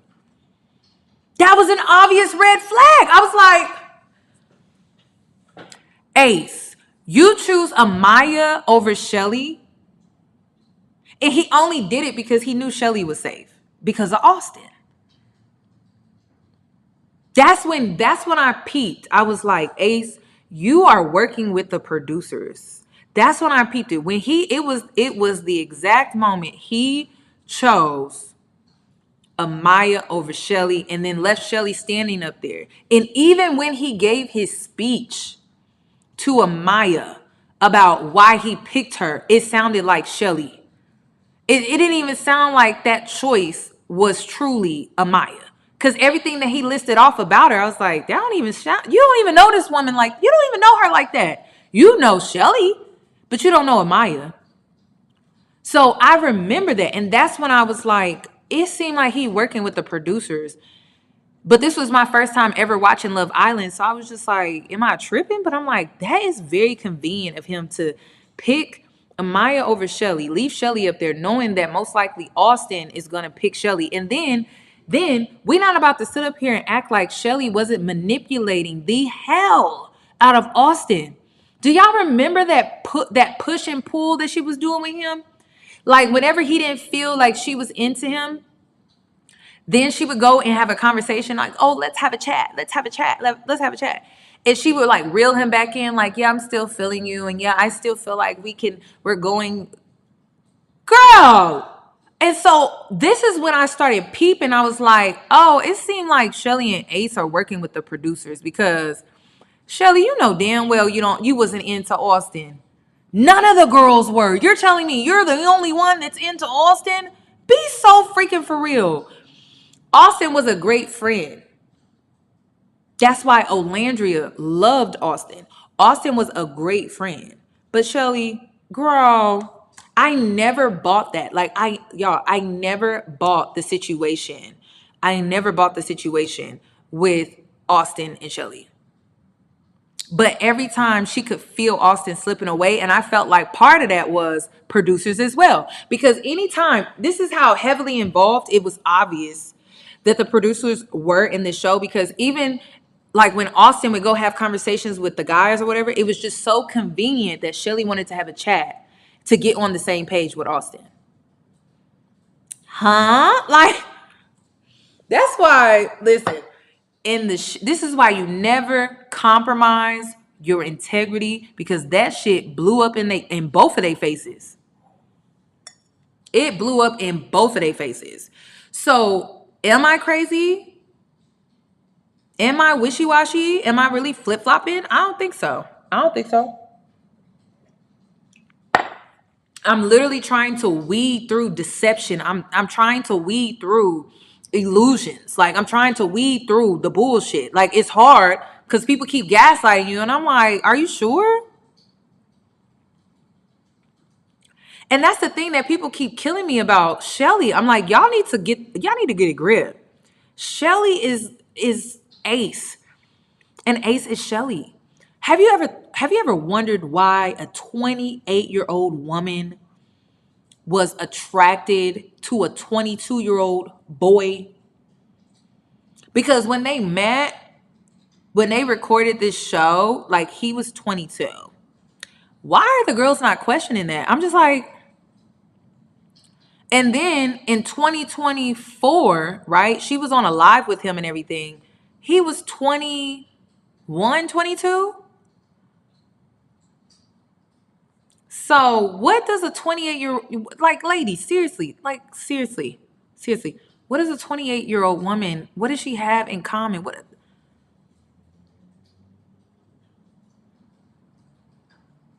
And like, do y'all not listen to Shelly when she talks? Like, when America voted them very, like, at the end or very last, almost damn near yeah, they were last. Did you hear what Shelly had to say? Were y'all listening? I just think it's crazy that I don't get how people are not seeing it. And then y'all, Miss Felicia, Olandria's mama, I love it. I love her. She recently was caught liking this woman's TikTok video. And in the TikTok video, the woman is basically saying, as a mom, if I was Olandria's mom, I would have a conversation with my daughter about Ace and Shelly. And she was in the comment section. She was like, yeah. No, she commented. I'm sorry. She commented. She was like, yep, I sure did sit my daughter down. Felicia! Miss Felicia! Mommy, what do we know that, what, this is her right here. She said, trust me, I did just that with Olandria. I was like, I know that's right. Hold on, let me see. Let me see if I can find the original video, because this is hilarious. Listen, her mama don't play about her. I love it when a mama don't play about their kids. It's just something about it that just tickles my heart. But her mom was like, I'm trying to see if I could pull up the woman that made the TikTok. Her name is Desiree. Oh, she popped right on up. I love TikTok's algorithm. Like, the best, hands down. Let me show you what she said. Oh, okay. Let me see if I can pull it up. Because she turned off her, she turned off her downloads. Let me see. There's a lot of stuff coming out about them. So I'm like, keeping it real, like Ace keeping it real. I'm like, I'm not seeing that. I'm not really seeing that. And if I was seeing it, I would call it like, but I'm not seeing him keeping it real. I'm seeing him talk out of the side of his neck. And at this point, it's like, sir, what's true and what's not? Like, what is true and what's not?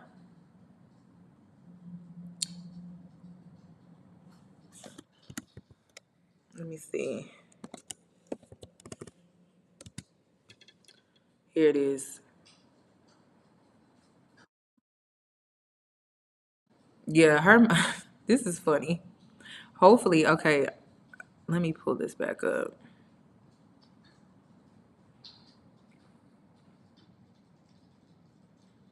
Okay, let me turn it up so y'all can hear this lady.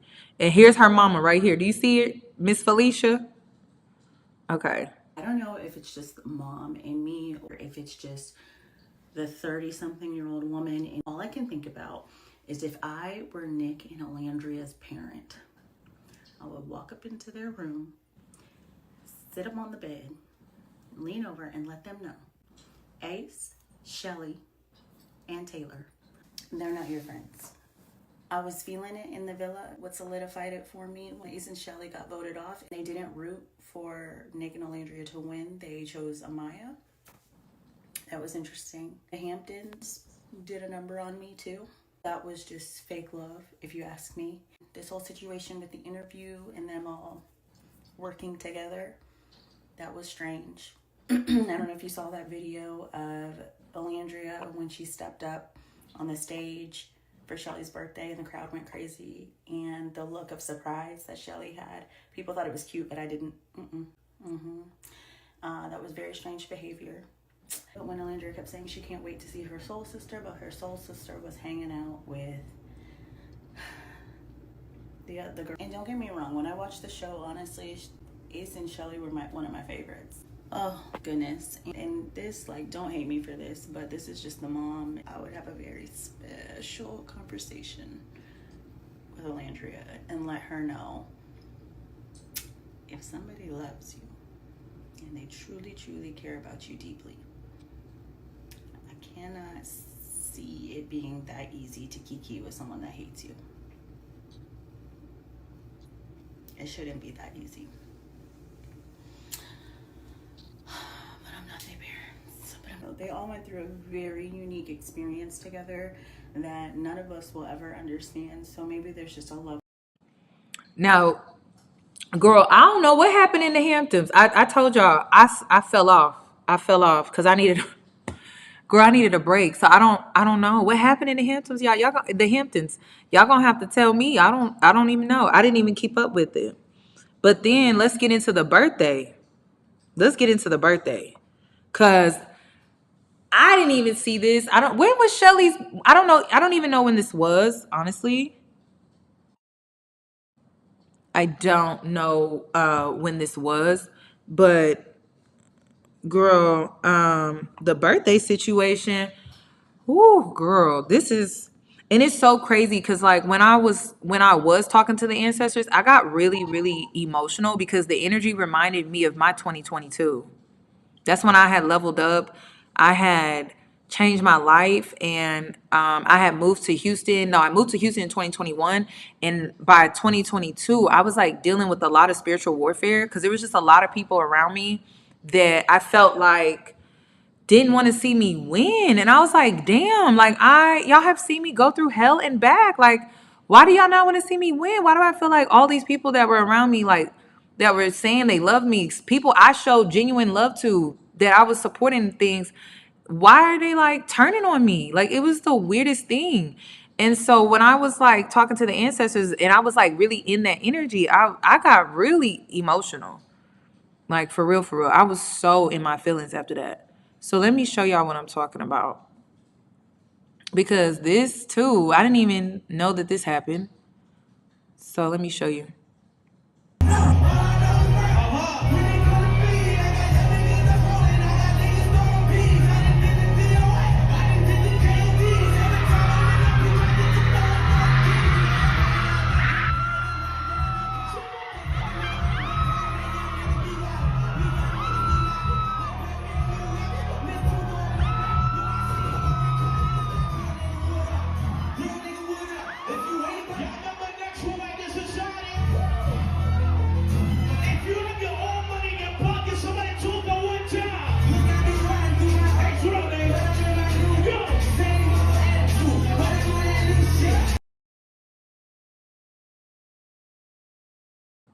What y'all think about that, y'all?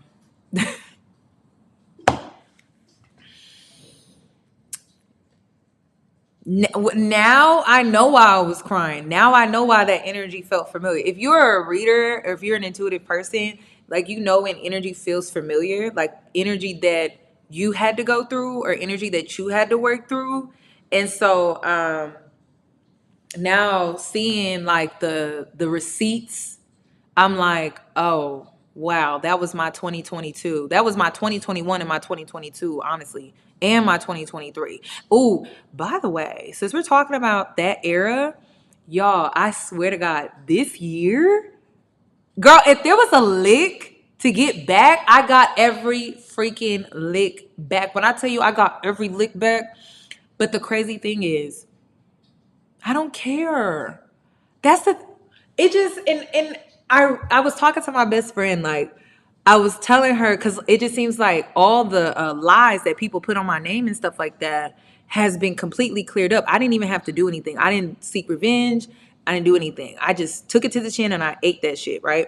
But it just seems like as soon as I forgave and like released it and like really let it go, now all of a sudden the truth is out here. Like people are seeing I was lied on. People are seeing, oh my God, she was telling the truth the whole time. Oh my God, da da da da da. Oh my God, da da da. Oh my God, we was wrong. We should have chose her side. And I'm like, I don't even care now. Like I'm so happy and at peace with how everything happened. Like I don't even care.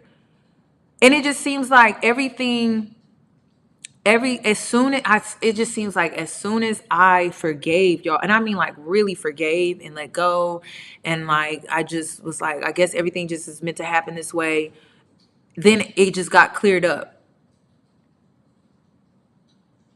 And this year has been about like closing cycles, and I just feel like it's so interesting how I let it go. I released. I literally went to the beach and everything and like did like a release. Like I like to release things in open water when I'm really letting go. And so sometimes I'll like write a letter of everything that I'm just like wanting to like really let go of. And it just seems like ever since I did that, now all of a sudden the truth, like y'all, in like if I don't want to put my business out here, but man, if you've ever been lied on, demonized, and villainized, and outcasted, and scapegoated, girl, what I tell you, it just seems like ever since I released all the burdens of everything that came with that, um, it's just been like a repeated thing. And it happened to me with so many different people. And then I also have to be honest with you, it was somewhat believable because I'm blunt, like I'm gonna tell you how I really feel. And sometimes that comes across like you're because you're being reactive, like you fit the mold or you fit the narrative of what was like the lies that were spread about you. So I just went quiet. I just went silent. I healed in peace and solitude. I was alone. I was isolated. And then like I kind of came out. And then this year I've done like a lot of like letting go and releasing. And then boom, exposure. Like it just seems like every person that like lied on me or tried to tarnish my reputation, it just seems like they're being exposed right now. And I'm just like, what is going on, y'all? And it all happened after I like released the letter that I wrote. This is what I did. Let me tell you exactly what I did. I wrote a letter of all the hurt and the pain and the betrayals that I went through. And I went to the beach and I just released and I cried. I really like left everything there. And when I went home, there was this bunny that jumped in front of my car. And I was like, oh my God, that's such a good sign. As soon as I left the beach, this bunny just jumps out in front of me. And I'm like, what are the odds of me leaving right now? Like any of the spiritual girls that be like, what are the odds? But I'm like, what are the odds of this little bunny just hopping in front of me? And after I had released everything at the beach, so it was such a beautiful experience. And I feel like Olandria is kind of going through a similar thing. Like, damn, they liked you when they thought you were beneath them, or they liked you when they thought that you were, they were above you and you were beneath them, or you were like their sidekick. When you were their sidekick, they loved you. And then like when they're realizing like, okay, you're not a kick. You're actually main character and you give main character energy. Girl, that's when they start acting weird. And I feel like that's kind of what's going on with Shelly and her right now.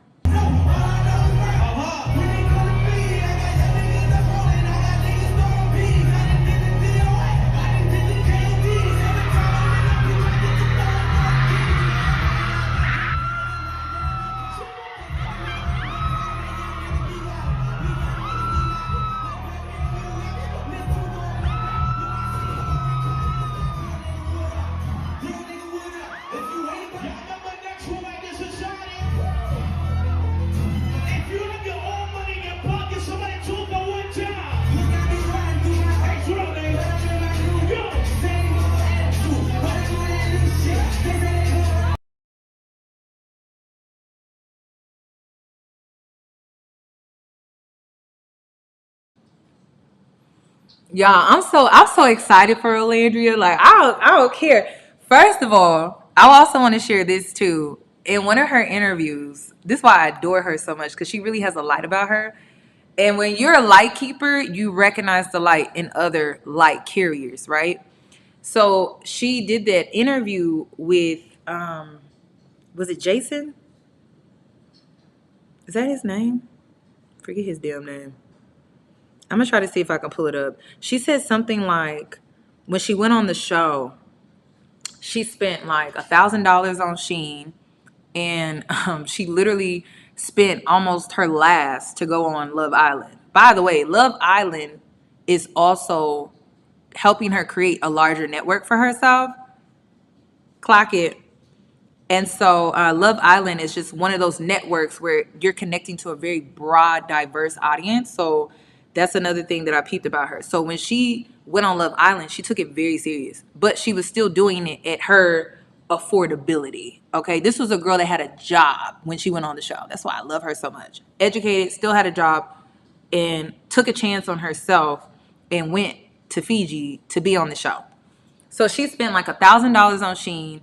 She had four suitcases, four suitcases, and she spent all of her last to be there. And she took this, and she kept saying, like, she talks to God a lot too. That's what I like about her too. She's always talking to God. And she made a way there. And when she got there, she had to pay all of this extra money to like get her four suitcases there, because it's a lot of money when you have to pay there's a fee when your bag or your luggage is over like 50 pounds. So one of her luggages was like 80 pounds because she was trying to bring the looks. And you know, when her mom got there, she was like, how am I doing? Like, am I bringing the looks? Olandria was killing me, but she was branding herself. She was branding herself on the show. Very smart girl. So in the interview, she was like, yeah, like it was such a struggle getting there, trying to get my suitcases there. I had four suitcases. I had spent like $1,000 on Shein because I really wanted to like give a different look for every episode. And she never had to repeat her outfits or anything like that because she brought like 30 different bikinis and things like that. So she didn't have to repeat any outfits of hers.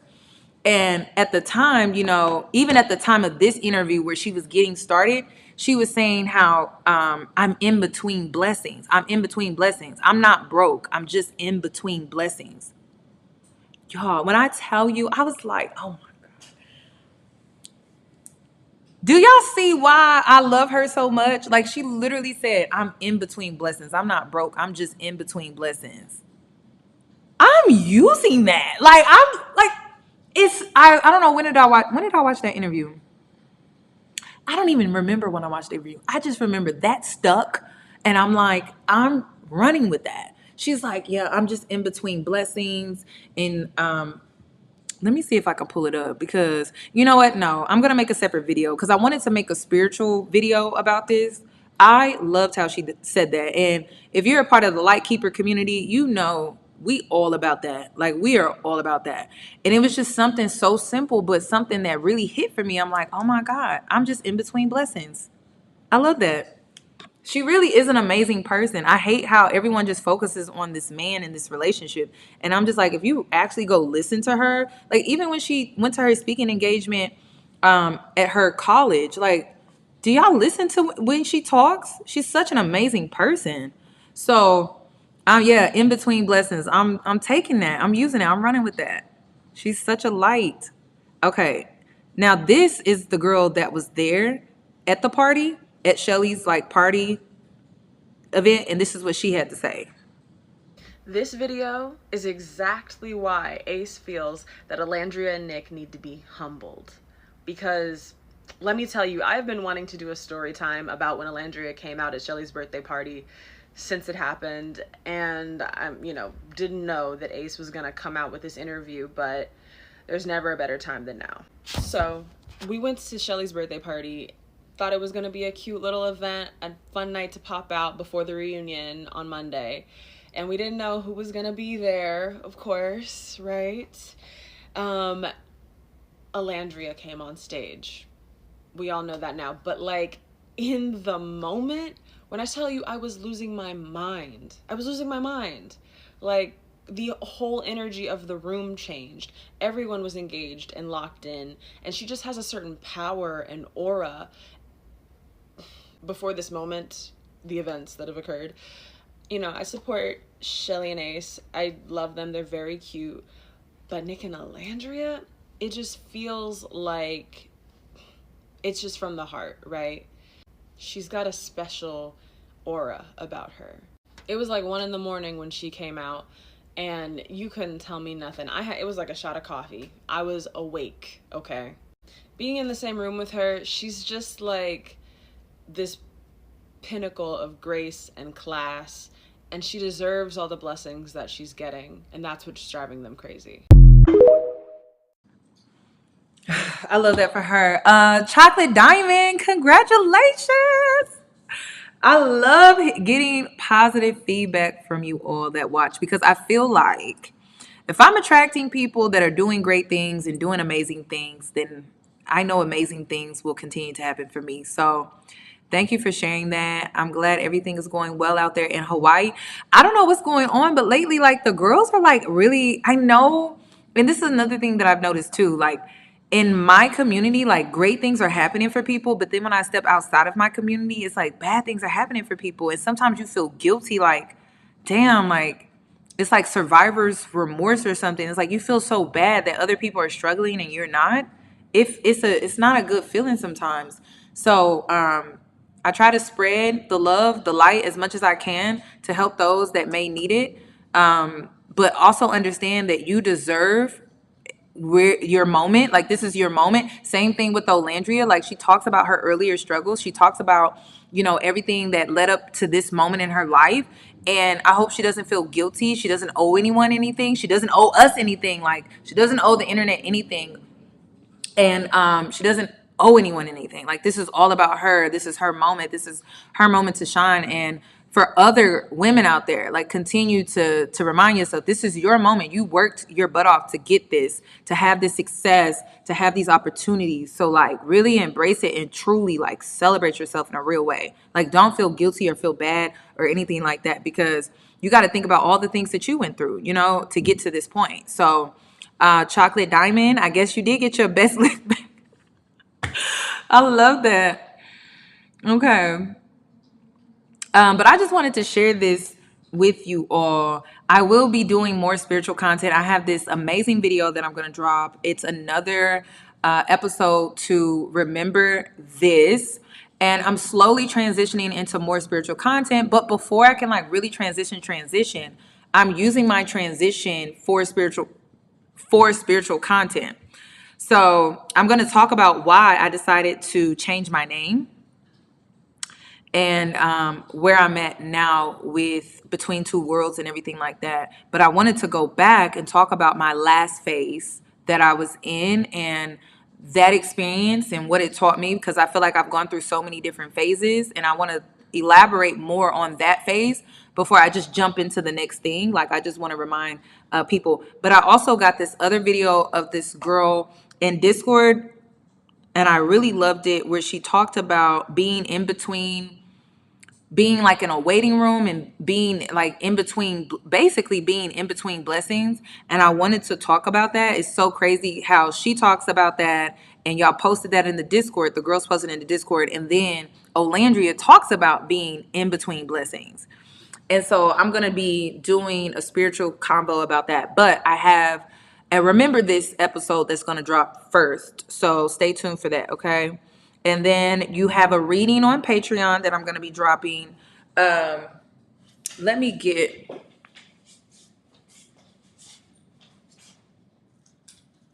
Oh. So, okay. So spiritually, and y'all know, like, whenever I do my readings, I like for things to just come naturally to me. So last weekend, I went to this sushi spot and I got some fortune cookies. And y'all know I'm obsessed with fortune cookies. I just am. I don't like the cookie itself. I just like the messages. So I got 3 fortune cookies, and I'm going to, of course, you pick your pile based off of the fortune cookies. So the first one is, don't miss out on your chance to win big. And that's what this live is about. Maximize your network, okay? Maximize your network. Maximize your opportunities. Do not play yourself small, all right? Be big and win big. Take up space, all right? And then the next one is anticipate a surge of motivation and enthusiasm. I love that. And then the other one is October is a month for gratitude and appreciation. I feel like every day, every month is a month for gratitude and appreciation. But this kind of tells me, like, if you pick this one, then something, maybe you've been trying to call into you through prayer, manifestation work, or something like that, that you may be getting something big, okay? I know, y'all. Is something wrong with me? Like, I'm really considering going on Amazon and ordering a box of fortune cookies just to open them up. Cause I don't know. I think about doing that. I'm weird like that, but I love fortune cookies. I'm big on right place, right moment, right time. You know? So I don't know. Thank you for the super chat. That is so sweet. So let me share this, because tomorrow I'm starting my 90-day. Now listen, I got to be so transparent with you all that when I started my 90-day challenge, I fell off. All right? I fell off. I didn't really stop anything, really. I just didn't stay consistent with focusing. It's about being intentional. The reason why you do the 90-day challenge in my Discord is because it's about being intentional. Okay? It's like fasting, being steadfast. And I fell off. I didn't really fall off with, like, I still went through with the rebrand and everything like that, but I fell off with being intentional. So, September the 1st. Oh, you have a box of fortune cookies? I open them weekly? See, I'm about to do that. I'm doing that.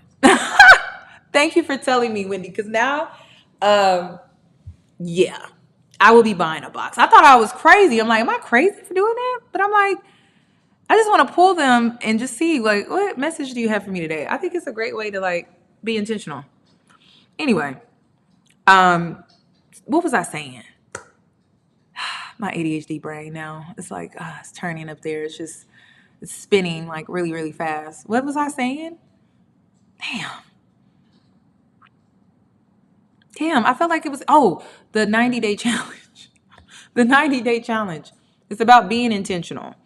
And I'm trying to restart this. And maybe it wasn't meant for me to start when I started it. I keep giving myself grace that sometimes I try to be rigid, and sometimes I'm too rigid that I'm not in flow. So I do find it interesting that the lock-in is happening at the very exact time that I decided to restart this challenge. Because when I started the challenge the first time, I didn't feel mentally and emotionally ready. I didn't feel spiritually ready. So let me share this with you, because I shared it in Discord, but let me share it here because maybe you need this message. Okay, y'all, the time is here. The great lock-in starts tomorrow, September 1st to December 31st. We are locking in as a community on social media. We're holding each other accountable. If you haven't mastered your morning routine just yet, this is the time to try to figure it out.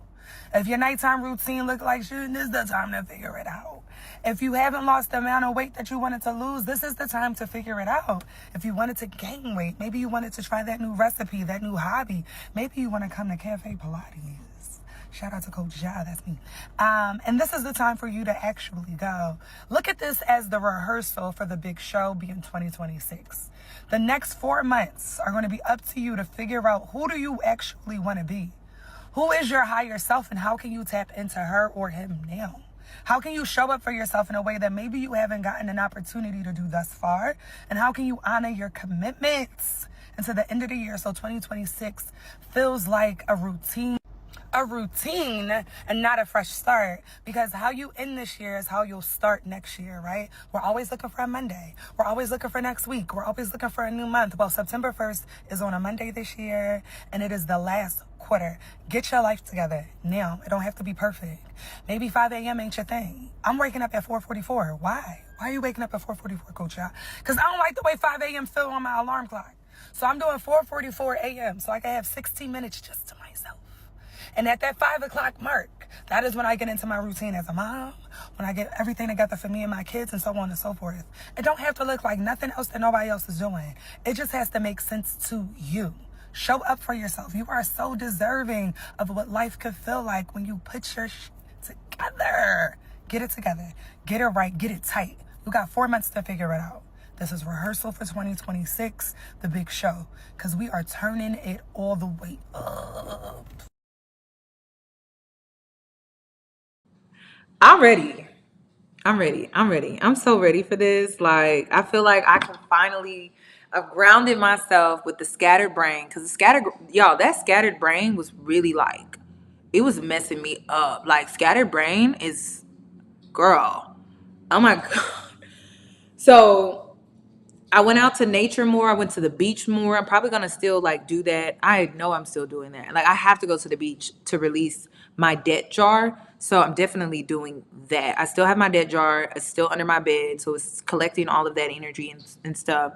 But me going out into nature, talking to God more, having devotion more with myself, like really helped with the scattered brain. That doom scrolling, oh my God, like doom scrolling creates scattered brain. If you don't know, now you know. Because I noticed when I took a step back from social media, like just like scrolling on social media, the scattered brain like really went away.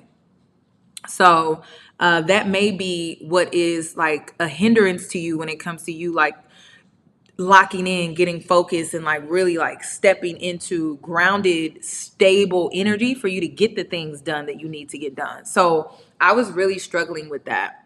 Okay. But we're locking in. My debt jar, all of that information is on my, oh my God, it's on my Patreon. Please start it as soon as possible, okay? Because I want as many of you to get that done and get that process so then we can go right into the money jar and the money manifestation. I am spending the rest of this year helping people on my Patreon get jobs, money, and debt cleared up. That's our focus. I really was trying to get into the beauty manifestation, but I just feel like I need to prioritize job, money, and debt. Job, money, and debt. Job, money, and debt. This may also include starting a business. Hello, starting a business. This is the energy that we're currently in. It's all about birth. It's all about birthing. That's what it's about. So either it's getting a job or maybe creating your own business, money, because you got to pay these bills, and debt, clearing up debt. Because this is also the energy to trap you. Billionaires do well in crisis like this recession. They do well because they profit the most. Okay. So I'm trying to help those that are not billionaires at least have some money in your pocket so that you can be somewhat financially stable. So you're not going to get rid of all of your debt because you need some debt. They call it good debt. Can you believe that? They call it good debt. So we're shrinking our debt and we're balancing things out. That's what we're doing. Okay. All right. So I definitely need to take a break. Yeah, that may be holding you back. For sure.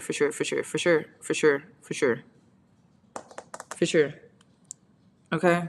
I have things going on outside of YouTube, y'all. I know, I just don't post about it. I don't like intertwining what I do online with what I do offline. It's a long story. So I like to keep things separate because it just benefits me for right now. I don't like intertwining what I got going on outside of social media on social media. It just, things get messy. I don't like how things get messy quick. So, and once your reputation is ruined, it's ruined. Once you become known for drama, that's all people tune in for. So I keep things separate for a reason. But yeah, that's really all that I wanted to say in this video. I just want Black women to understand, like, widen your network, save yourself, because either you're gonna learn how to swim or you're gonna drown or you're gonna sink. What else? Start the 90-day challenge September the 1st. Finish strong. A lot of people are like, well, what are we gonna do for the holidays? Discipline. It's time to exercise some self-discipline. Fast, like look at it as like a fast or something like that. I don't know. But discipline. What else? Just be consistent in everything that you do. Honestly, that's really all you can do. So let's lock in. Let's like get some stuff done. I love seeing women out here expand and capitalize off of their moments and their opportunities. And you should be seeing that, and you should be seeing how you can maximize your own opportunities at whatever level you're at. And that's another thing. Is like a lot of people think that they have to have a certain opportunity. And I keep trying to tell people that sometimes you have to create opportunities. And once you create an opportunity, then you maximize the opportunity that comes after that. When I created YouTube, I created an opportunity for myself. And then opportunities started to come to me. And then I was able to capitalize and maximize. So sometimes your starting point is creation. And then sometimes when you create, and then you have more opportunities that come to you, and then you maximize and you capitalize and you expand. So you got to start somewhere. And I feel like a lot of people feel like they should start here, but it's like you don't even have a foundation. Create the foundation first, then build and maximize off of opportunities that come your way. And I'm telling you, if you create an opportunity, then that's how you manifest more opportunities to come your way. That's how you call in more opportunities. So always keep that in mind, okay? That's really all. Like, yeah, plant seeds. Like right now, I'm anchoring my spiritual content. Like I'm going through an anchoring season, meaning I am putting seeds in the soil. I don't expect for my views to be high. I don't expect for my likes to be high. I don't expect that. I expect for seeds to be planted. I don't expect to see any leaves or sprouts or anything like that. I won't expect to see any of that until spring of next year. So plant your seeds now and watch them grow. This is your season to harvest. So get to anchoring whatever seeds that you want to plant so that in the spring, things blossom. That's what this is about. So lock in September 1st. If you want to join me, I'm going to be in Discord. There were girls that already completed 90 days. They like did 90 day, basically the start of the summer, and they finished, and they had so much great news and results and blessings that came from them locking in for those 90 days. So it was dope seeing girls that did complete it, because even I'm the one that's behind this 90-day challenge and I fell off, but there were other girls that continued on, and they had insight about why you should do it, how it benefited them. And I felt like that was encouraging for me. You know what I'm saying? This is why this is a community. This is not a patriarch. This is a matriarch, meaning everyone is of value. Everyone has a role to play. It's not just me. Like, I'm not a cult leader. Does that make sense? Why do I sound like, I be feeling like I sound crazy sometimes. I'm like, this is not a cult. You are just as valuable as me. I don't create followers. I create leaders. That's it. I'm leading you back to yourself so that you can lead yourself. This is not you follow me and you do what I say. That's crazy. You have a light.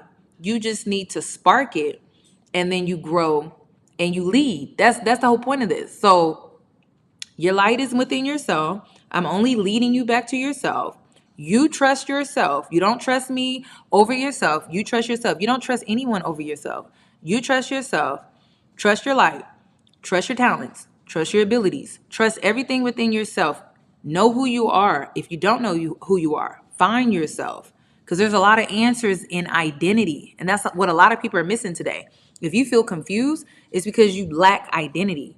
The answers that you seek are in your identity. It's not in me. It's not in any of these influencers online. It's not in a celebrity. It's in you. So when you find your identity, you find the answers. All right. The only thing you can find from other people outside of yourself is inspiration. If you're looking and watching the right people, but you should just be finding inspiration. The answers are always going to be in your self-identity. It's always going to be in your authenticity. Okay. I cannot stress that enough, because you've seen me go through many different phases, like trying to find myself and things like that. And the answers was never in outside things. It was always in here. And the more I went through different phases and experiences, I did find myself, and I was able to find answers. So yeah, I was inspired by many different women and many different people, but ultimately I ended up right back right with myself, and that's when I found the answers, and it was always in my identity.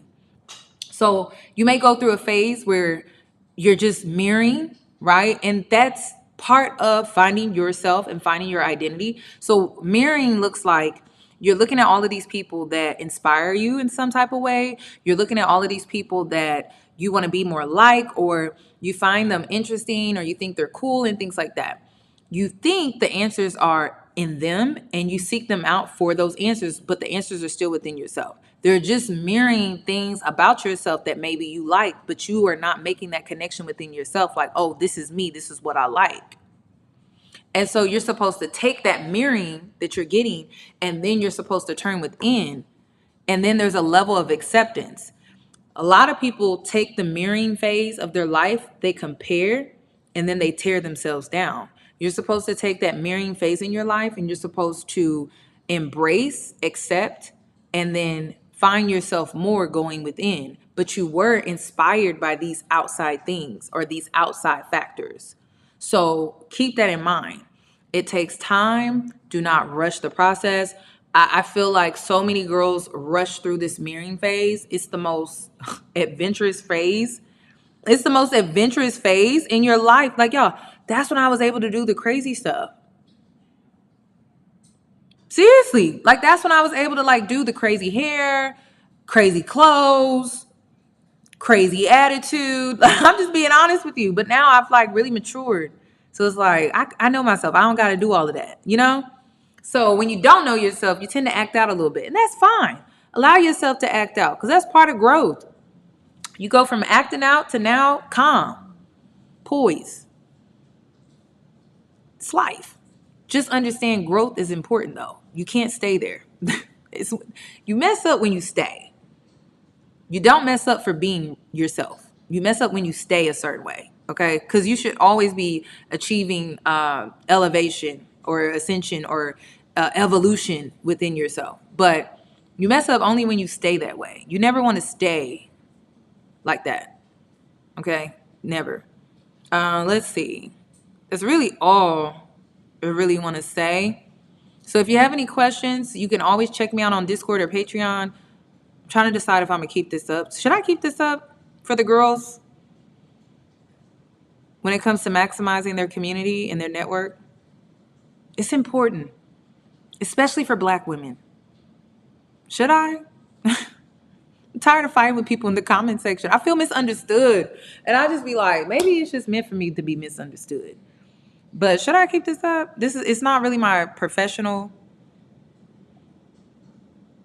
Oh, by the way, I recorded a spiritual video, and it's triggering my Virgo placement because the camera is crooked, and I'm like, how do I fix that? Oh my God, the background is a mess. It's messy to me, and I'm like, we're gonna post it anyway. So I'm y'all. I don't know when I developed this. Oh, it doesn't look good. It doesn't look right. Oh my God, I need to fix this. I need to like. When did I become so anxious about that? As a creator, I'm like, damn. But the words the words I spoke in that video, I'm like, I can't not post that. So I'm gonna post it anyway. Bear with me. My setup is not how I want it to be. And maybe it's just a me thing, but it's not the setup that I want. But the words I'm speaking, they're so deep. And I'm like, I don't want to re-record. I can't, when you create something, it's like, you can't recreate that. Am I making sense to the creators that are out here? It's like, you can't recreate that. It happened in the moment. And it's like, that moment, that's it. That's the moment. Like that. So it's like, you can't not show it. You can't not like refrain from posting it because it's not perfect or it's not exactly how you want it to be. So I'm like really struggling with that. So I'm gonna post it. This reminds me of that time. Y'all remember, if you've been here for a while, y'all remember when I used to go live in my live stream, I had that box on my face. Y'all remember when I would go live with the box on my face? That's where I'm at right now with this transition. I'm at the box on my face, and it's triggering me. It is triggering me really bad, but I'm gonna do it. Yes, it happened during my flow state, and I'm just like, I can't recreate that moment. So I'm gonna just post it. So when I post a video, not too much on my audio, not too much on my background, not too much, okay? But listen to the words because the words are very powerful. So I'm posting it. All right. So we back at the box, y'all. Shout out to everybody that's been there for me since the very beginning, since Real Talk with Yoni, since the girl on the balcony. I appreciate you for rocking with me. But girl, I don't know why I get so triggered. I'm like, I don't know who I'm speaking to right now, but post the damn content. Post it. Just post it. And I feel like when you post the damn content, you are connecting with your real people. Because I got people here from when I had the box on my face. And if you go like a couple years back, what is Yoni talking about the box? Go back to the box. People still supported me. So just post the content. Show your art. Stop hiding it from people. Stop hiding it. Show your work. Show your content. Show your talents. Speak. Stop deleting and re-recording. Stop doing that. Just post it. All right. And I'm also talking to myself. So if I do it, that means you got to do it. That's what that means. All right. Thank you all for joining me on this random live. Please give the video a thumbs up. And yeah, I hope to catch you in my next one. Yes, thank you all for rocking with me. Y'all enjoy the rest of y'all's night. This was fun. This is my opinion. I'm free to state my opinion anytime I like, right? Thank you. I don't want you to feel like that, but yeah, feel like that.